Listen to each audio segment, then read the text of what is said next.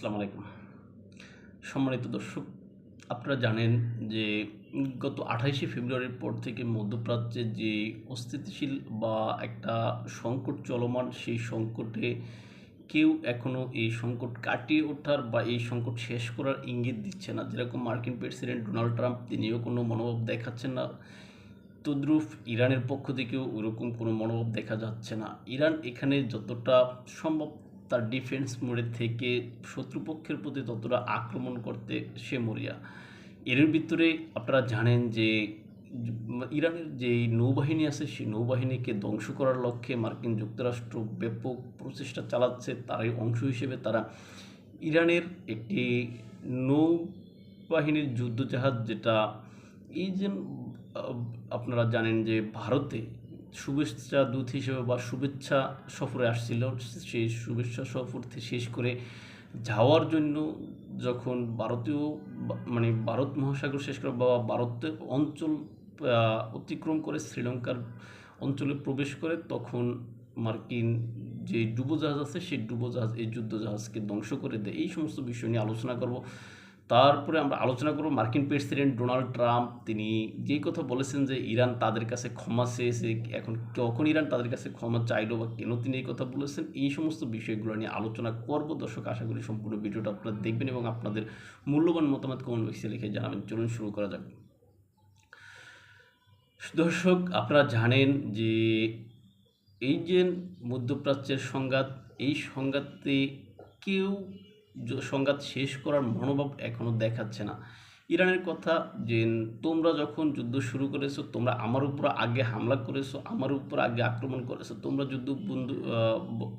যুদ্ধ বন্ধ করো, তাহলে আমরা আর হামলা করব না, এরকম মনোভাব ইরান দেখাচ্ছে। আর যুক্তরাষ্ট্রের কথা, ইরান এসে আমার কাছে নিঃশর্তভাবে আত্মসমর্পণ করুক, যেটা আসলে কখনোই সম্ভব নয়।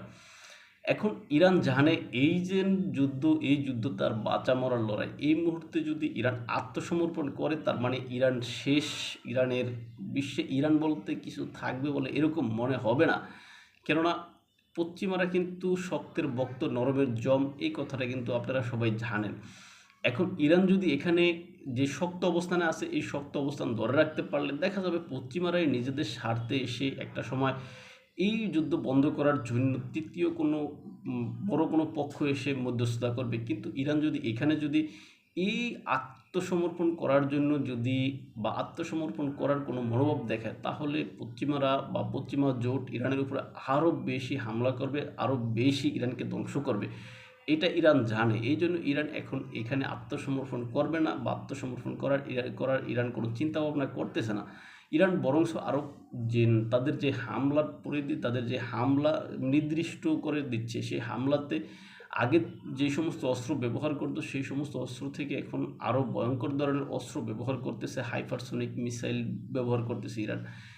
এমনকি সেই তাদের যেই ফাতাহ টু যেই ব্লাস্টিক মিসাইল বা হাইপারসোনিক মিসাইল রয়েছে, সেই মিসাইলের মাধ্যমে ক্লাস্টার বোমার কোয়ালিটি, রাশিয়া যেন ইউক্রেনে মারছে যেরকম ক্লাস্টার বোমা, আপনারা অনেকেই জানেন যে যেটাকে গুচ্ছ বোমা বলা হয়। একটা বোমার ভিতরে অনেকগুলা ওয়ারহেডের মতো থাকে, যেগুলো আকাশে মানে নির্দিষ্ট বা শত্রুপক্ষের আকাশে গিয়ে সেটা বিস্ফোরিত বলতে সেটা থেকে বোমাগুলো আলাদা আলাদা হয়ে যায়, মানে সমস্ত আকাশে লাগে যেন ছড়িয়ে যায়, বিষয়টা এরকম।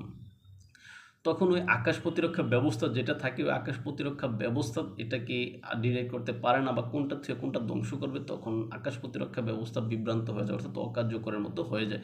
তাই ইরান ইসরায়েলের আকাশে সেই বোমা ব্যবহার করেছে, এটা আমরা দেখেছি। তার মানে ইরানের কাছে আরও হয়তো বড় ধরনের অস্ত্র আছে। ইরান যেটা সবসময় বলে যে আমাদের বড় অস্ত্র এখন আমরা ব্যবহার করি না, বা আমাদের বড় হামলাটা আমরা এখনও করিনি, এরকম কথা ইরান বলে। আবার মার্কিন যুক্তরাষ্ট্রের পক্ষ থেকে তারাও এরকম কথা বলে। তারাও তাদের যে অত্যাধুনিক যে যুদ্ধবিমানগুলো রয়েছে, সেই সমস্ত যুদ্ধবিমানগুলো দিয়ে ইরানের আকাশে পাকড়াও করে, ইরানের আকাশে গিয়ে বা ইরানের পার্শ্ববর্তী দেশের আকাশ থেকে বোম নিক্ষেপ করে এবং নির্দিষ্ট লক্ষ্যবস্তুতে আঘাত হানে। তবে ইরান আগে মানে এই যুদ্ধের পূর্বে আমরা দেখতাম যে 2025 সালে 12 দিনের যে যুদ্ধ ছিল, ইরান ইসরায়েল যুদ্ধ বা ইরান যুক্তরাষ্ট্রের যে যুদ্ধ, সেই যুদ্ধতে ইরান ইসরায়েলকে লক্ষ্য করে যে সমস্ত আঘাত হানতো, সেই সমস্ত আঘাতের অধিকাংশ আঘাতই দেখতাম যে আমরা মিস হয়ে যেত, বা কোনো ভালুর ভিতরে বা কোনো মরুভূমির ভিতরে এই যে ইরানের মিসাইল পড়ে থাকতো বা ধ্বংসাবশেষ পড়ে থাকতে দেখতাম। অর্থাৎ ইরানের আঘাতগুলো লক্ষ্যবস্তুতে বা নির্দিষ্ট লক্ষ্যবস্তুতে আঘাত হানতো না। কিন্তু 2026 সালে এসে আইজেন 28শে ফেব্রুয়ারির পর থেকে ইরান যে হামলাগুলো করতেছে, সেই হামলাগুলো প্রায় আপনার অধিকাংশ হামলায় লক্ষ্যবস্তুতে আঘাত হানতে যাচ্ছে বা আঘাত হানে বা শত্রুপক্ষের ক্ষয়ক্ষতি করতে সক্ষম হয়, এটা আমরা দেখেছি। অর্থাৎ ইরান এখানে অন্য কোনো দেশের উন্নত কোনো টেকনোলজি বা উন্নত কোনো প্রযুক্তি বা উন্নত যেই আপনার কি বলে যে ম্যাপিং সিস্টেম বলেন বা যেই নির্দিষ্ট লক্ষ্যবস্তুতে আঘাত হানার জন্য যে তথ্য, সেই কোনো দেশ থেকে সেই তথ্যগুলো পাচ্ছে বলে অনেকে মনে করেন। তবে এখানে কেউ কেউ যে কথাটা বলেন, এখানে যে তথ্যগতভাবে সহযোগিতা করতেছে রাশিয়া এবং চীন, এমনকি রাশিয়া এখানে গুরুত্বপূর্ণ অস্ত্র দিয়েও সহযোগিতা করতেছে, এবং চীনও সরাসরি অস্ত্র না দিয়ে চীন এখানে তথ্য দিচ্ছে, এবং এই যে মিসাইল তৈরির বা মিসাইল উৎপাদন করার জন্য যে সমস্ত কাঁচামাল দরকার, সেই সমস্ত কাঁচামালগুলো দিচ্ছে চীন বা দেওয়ার প্রস্তুতি নিচ্ছে, এরকম কথা কিন্তু বলা হচ্ছে আন্তর্জাতিক গণমাধ্যমে। গতকালকের ভিডিওতে আমরা যেটা বললাম যে হোয়াইট হাউসের পক্ষে নাম প্রকাশে অনিচ্ছুক বা নাম প্রকাশ না করে এরকম কোনো অনেক ব্যক্তি বলতেছেন যে এখানে রাশিয়া সরাসরিভাবে চীন মানে সরাসরি বলতে পর্দার আড়ালে থেকে যেভাবে আহ, ইউক্রেনকে এখানে ইরানকে সহযোগিতা করতেছে, এটা খুবই ভয়ঙ্কর। কেননা এই যেই সহযোগিতা করতেছে, সেই সহযোগিতার মূল লক্ষ্য ইরান যাতে যুক্তরাষ্ট্রের মাটিতে বা যুক্তরাষ্ট্রে হামলা করতে পারে, এই জন্য এই হচ্ছে সেখানকার অবস্থা। তবে গতকালকে মার্কিন প্রেসিডেন্ট ডোনাল্ড ট্রাম্প একটা কথা বলেছেন, যে কথাটা এরকম যে ইরান তাদের যেই মানে গতকালকে আপনারা যে একটা বিষয় দেখবেন, যে বিষয়টা ইরানের যিনি প্রেসিডেন্ট রয়েছেন মাসুদ তেজিস্কেন, সেই মাসুদ তেজিস্কেন তার একটা সামাজিক যোগাযোগ মাধ্যমের হ্যান্ডেল মানে সামাজিক যোগাযোগ মাধ্যম হ্যান্ডেল এক্সে সে তার একটা সেখানে একটা বার্তা দিয়েছে, ভিডিও সম্বলিত একটা বার্তা। সেখানে তিনি আরব দেশগুলোকে লক্ষ্য করে বা ইরানের প্রতিবেশী যে সমস্ত আরব দেশগুলো রয়েছে মুসলিম দেশ, সেই সমস্ত দেশগুলোকে লক্ষ্য করে বা উদ্দেশ্য করে তিনি বলেছেন যে ওই সমস্ত আরব দেশগুলো থেকে যে কোনো হামলা যদি ইরানে না আসে, তাহলে ইরান কিন্তু সেই সমস্ত দেশগুলো তার হামলা করবে না। আর ইতিপূর্বে যে সমস্ত হামলাগুলো হয়েছে বা যে সমস্ত ঘটনাগুলো ঘটেছে, এর জন্য আরব দেশগুলোর কাছে সে ক্ষমা চাওয়ার মতো একটা অবস্থা, যে আমরা আসলে সেটা হয়তো আমাদের সেই কাজগুলো আমরা পুনরাবৃত্তি করবো না, আমরা ক্ষমা প্রার্থী, এরকম আর কি।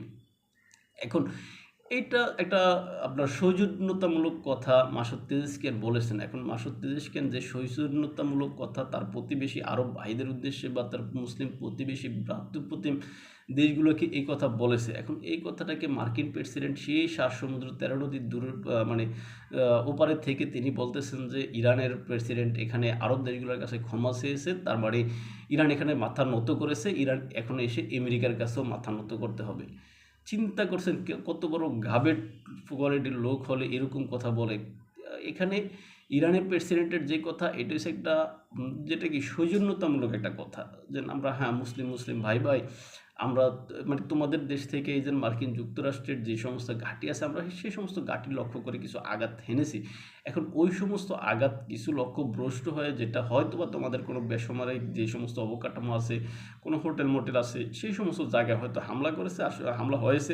আসলে এই বিষয়টা আমরা এইভাবে চাইনি, বিষয়টা হ্যাঁ, কিন্তু এটা লক্ষ্যভ্রষ্ট হয়ে এরকমটা হয়েছে। সুতরাং আমরা আর এরকম হামলা তোমাদের প্রতি করবো না, কিন্তু তোমাদের আকাশ থেকে যদি বা তোমাদের আকাশের উপর দিয়ে যদি মার্কিন কোনো হামলা আসে আমাদের ভূমিতে আমাদের দেশে, তাহলে কিন্তু আমরা তোমাদেরকে হামলা করতে বাধ্য হব। অর্থাৎ এটা একদিকে একটা হুমকি, অন্যদিকে একটা কি বলে যে সাধারণ যেই আপনার শিষ্টাচার, সেরকম একটা শিষ্টাচার প্রকাশ করলো ইরানের আপনার প্রেসিডেন্ট। এখন এটাকে মাথা নত করে ফেলেছে, এখানে ইরান ভয় পেয়ে গেছে, এখানে ইরানের আর যুদ্ধ করার সামর্থ্য নাই। মার্কিন প্রেসিডেন্টের এরকম মন্তব্যগুলো, এরকম কথাবার্তাগুলো আসলে একজন কি বলবো যে একদম জোকার কোয়ালিটির মানুষের কাছে সম্ভব। এরকম মানুষ প্রেসিডেন্ট হয়ে কীভাবে আবার একটা মানে বিশ্বের সবচেয়ে ক্ষমতাশীল একটা দেশ পরিচালনা করতেছে, এটা আসলে আমার মাথায় আসে না। সেখানকার মানুষের চিন্তাভাবনা কী সেটাও আমার মাথায় আসে না।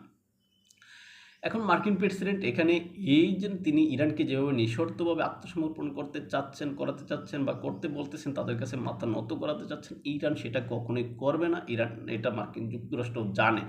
তারপরেও মার্কিন যুক্তরাষ্ট্র এখন এই যুদ্ধে গ্রাকুলায় আটকে গেছে। এই গ্রাকুল থেকে বের হওয়ার জন্য তিনি বিভিন্ন ফন্দি ফিকির করতেছেন। যে ফন্দি ফিকিরের অংশ হিসেবে ইরান যদি গতকালকে মনে করেন মানে আগামীকালকে যদি একটা চুক্তি যদি এই মার্কিন যুক্তরাষ্ট্রের সাথে যেন করে, যে ভাই দেখো যা হয়েছে আমাদের সাথে তোমাদের সাথে হয়েছে, এখন আমাদের দেশের যে তেল গ্যাস রয়েছে সেই তেল গ্যাস তোমার দেশের কোম্পানির প্রবেশাধিকার পাবে, তোমার দেশের কোম্পানি এগুলা ক্রয় করবে, এগুলা আমার থেকে নিবে, তাতে কোনো বাধা নেই। এখন তখন দেখবেন মার্কিন যুক্তরাষ্ট্র একটা চুক্তি করবে, চুক্তি করে ওই যে আপনার ইউক্রেনের যেই তেল গ্যাস, খনিজ সম্পদ, রেয়ার আর্থ সব কিছু নেওয়ার জন্য যেরকম চুক্তি করেছে, এরকম একটা চুক্তি ইরানের সাথে করবে। করার পরে এখানে যুদ্ধ দেখবেন শেষ হয়ে গেছে। তখন মার্কিন প্রেসিডেন্ট ডোনাল্ড ট্রাম্প বলবেন, ইরান আমাদের সাথে আত্মসমর্পণ করেছে, আমাদের কাছে আত্মসমর্পণ করেছে, ইরানের আর যুদ্ধ করার কোনো সক্ষমতা নাই, ইরানের নৌবাহিনী, বিমান বাহিনী, এই আইআরজিসি সব আমরা ধ্বংস করে দিয়েছি, সুতরাং ইরান এখন আমাদের কাছে নিঃশর্তভাবে আত্মসমর্পণ করেছে। এখন ইরানের কি বিচার হবে সেটা আমরা নিজেরা বসে সেটা করবো, দেখবেন এরকমই করবে। কিন্তু ইরান আসলে সেটা করবে না, সেই পথে ইরান যাবে না। কেননা ইরান অনেক আগে থেকেই বলে আসছে আলোচনা হবে সমানে সমান, অর্থাৎ মর্যাদাপূর্ণ অবস্থানে থেকে আলোচনা হতে হবে। তুমি আমার উপরে শর্ত চাপিয়ে দেবে, আমি সেখানে বসে তোমার শর্তগুলো শুধু মেনে নিয়ে ওই যে আলোচনা টেবিল থেকে উঠে আসবো, এইটা আমি করতে পারবো না। সুতরাং এখানে তোমার যেরকম শর্ত থাকবে আমারও ওইরকম শর্ত থাকবে। তোমার আমার যেই শর্তগুলোর মধ্যে এখানে ফারাক আছে, ওই সমস্ত শর্তগুলো নিয়ে আমরা আলোচনা করতে পারি উভয় পক্ষ। এখানে উভয়, তুমিও আমাকে যেরকম ছাড় দিতে হবে, আমিও তোমাকে ওরকম ছাড় দেবো। এখন আমি তোমাকে শুধু ছাড় দিব, ছাড় দিয়ে যাব, আর তুমি তোমার শর্তগুলো আমার উপরে চাপাতে থাকবে, চাপিয়ে দিবে, এইটা হবে না। ইরানের পক্ষ থেকে এরকম কথাগুলো প্রায়শই বলা হচ্ছে বা বলা হয়েছে। এখন ইরান সেটা করবে না, এটা বোঝা যায়। এখন মার্কিন যুক্তরাষ্ট্ররা তারা নিজেদেরকে যেই মানে সুপার পাওয়ার দাবি করে, তারা এমনি সুপার পাওয়ার দাবি করার কারণ কি, আবার তারা এমনি সুপার পাওয়ার। এখন একটা সুপার পাওয়ার দেশ হয়ে একটা শুভেচ্ছা দূত মানে শুভেচ্ছা জাহাজ, যেটা যুদ্ধ জাহাজ, যেটা ইজেন ইরানের একটা শুভেচ্ছা জাহাজ, মানে শুভেচ্ছা সফরে ইরানের একটা যুদ্ধ জাহাজ নৌবাহিনীর, সেটা আসছে ইন্ডিয়াতে। ভারত থেকে সেই যুদ্ধজাহাজ তাদের যে শুভেচ্ছা সফর শেষ করে তারা তাদের নিজ দেশে চলে যাচ্ছিল।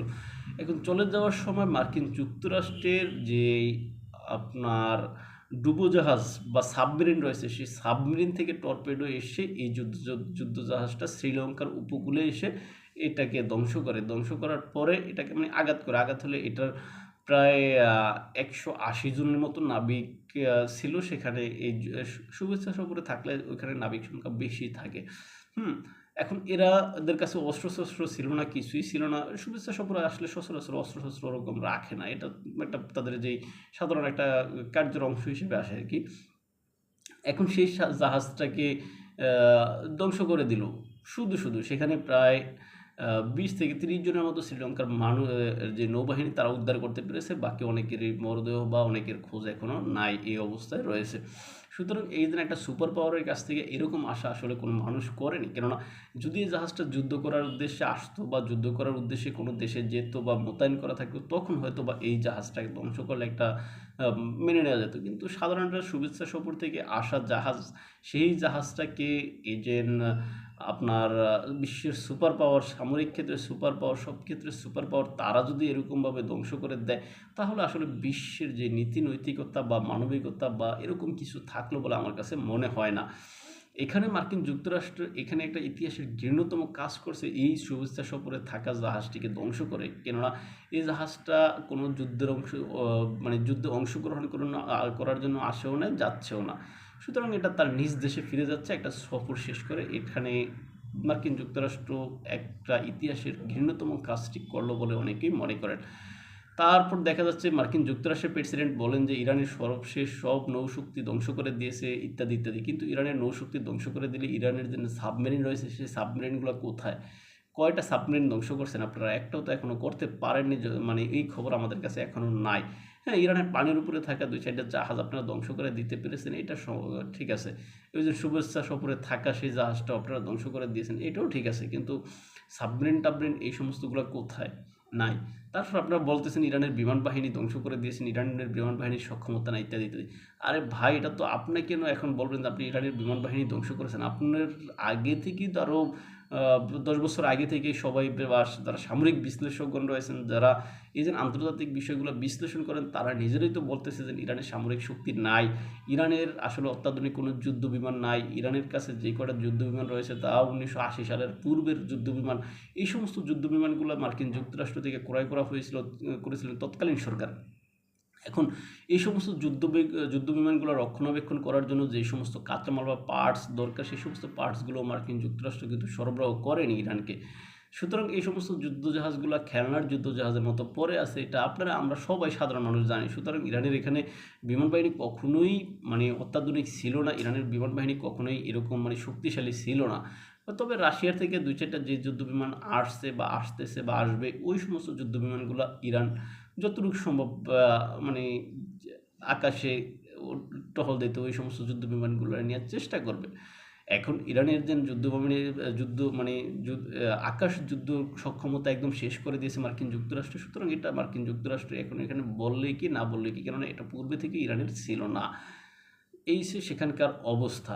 আর এই যে মার্কিন যুক্তরাষ্ট্রর যে যে রাশিয়া এবং চীন এখানে ইরানকে সহযোগিতা করতেছে, এখানে ইরানকে বিভিন্নভাবে সহযোগিতা করতেছে, এটা এখন আসলে আমার কাছেও পরিষ্কার মনে হচ্ছে বা সামরিক বিশ্লেষকগণ এটা বলতেছে, যুক্তরাষ্ট্রকে দীর্ঘমেয়াদী যুদ্ধে আটকে রাখার জন্য বা আটকানোর কৌশল হিসেবে রাশিয়া এবং চীন এখানে ইরানকে পরোক্ষভাবে সহযোগিতা করতেছে। পরোক্ষভাবে সহযোগিতা করলে অনেক উপকার হয়। একদিকে কোনো আপনার কি বলে যেন শত্রুপক্ষের সাথে দ্বারের পাশে গেলাম না, কিন্তু শত্রুপক্ষের ক্ষতি করে গেলাম, বিষয়টা এরকম আর কি।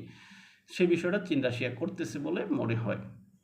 এখন সব মিলে যে এই যুদ্ধ দ্রুত শেষ হয়ে যাবে এরকম না। এই যুদ্ধের বন্ধ করার বিষয়ে মার্কিন প্রেসিডেন্ট ডোনাল্ড ট্রাম্প যে একটা ফাঁদ পাচ্ছেন, সেই ফাঁদটা এরকম, ইরান যদি তাদের কাছে মাথা নত করে, তাহলে ইরান বর্তমানের অর্থনৈতিক যে অবস্থা আছে তার থেকে আরও ভালো অর্থনৈতিক অবস্থা তারা করে দেবেন পশ্চিমা মিত্রদেরকে সাথে নিয়ে। এই জন্য ইরানকে আত্মসমর্পণ করতে হবে এরকম ভাষ্য, বা ইরানের রেজিম চেঞ্জ করতে হবে এরকম ভাষ্য তারা দিচ্ছেন। ইরানের নেতা নির্বাচন করে দেবেন মার্কিন প্রেসিডেন্ট, চিন্তা করেন। অথচ তারা এই গণতন্ত্রের কথা বলে, তারা এই মানবাধিকারের কথা বলে, তারা এই সব কিছু কথা বলে, তারা গণতন্ত্র মানবাধিকার এমন কোনো অধিকার বাদ নাই যেন তারা বলে।